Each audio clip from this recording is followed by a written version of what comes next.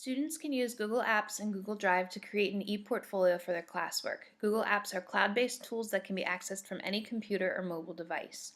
Google Apps are easy to use and free. As long as students have a Gmail account, they can start to develop an online e-portfolio that can show their accomplishments throughout the school year.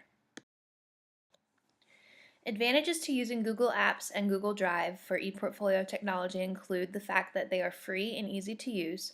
Students have the ability to create, store, and share many different kinds of artifacts, including docs, spreadsheets, presentations, video storage, and picture collection through YouTube and Picasa.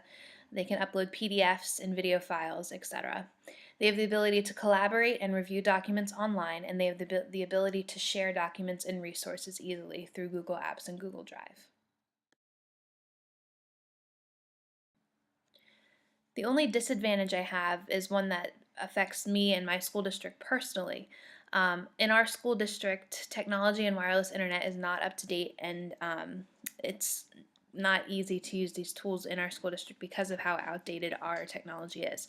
Also, our students are not allowed to have an email address that they use at school.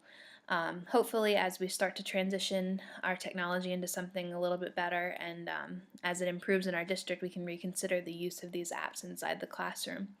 Another disadvantage that I found is the fact that Google Drive has a 15 gigabyte storage limit for the free account. So depending on the content that students would want to save, they may have to look into a paid account for more storage. Some potential uses for Google Apps in the classroom include using Google Drive for students to upload and save work that they have created in class. They can then access this work from any computer or mobile device.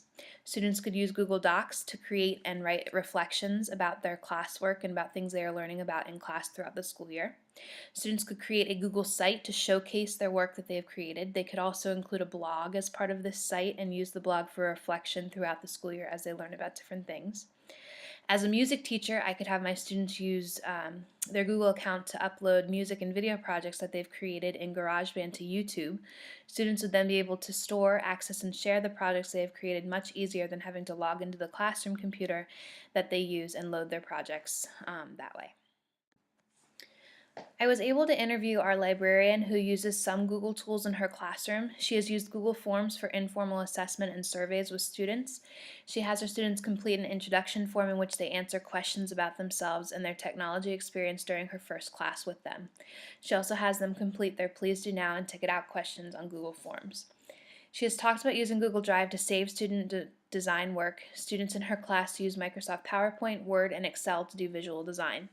She would love the opportunity to allow students a chance to create a digital e-portfolio of their work. However, as I mentioned before, our district does not currently allow students to have their own school email address, and therefore we cannot allow students to use Google Apps. She is hoping that this will change as more and more districts are moving to cloud-based online tools for learning. She sees great potential in Google Apps and e-portfolio technology as a way to enhance learning and give students the opportunity to take responsibility for their own learning and the learning process.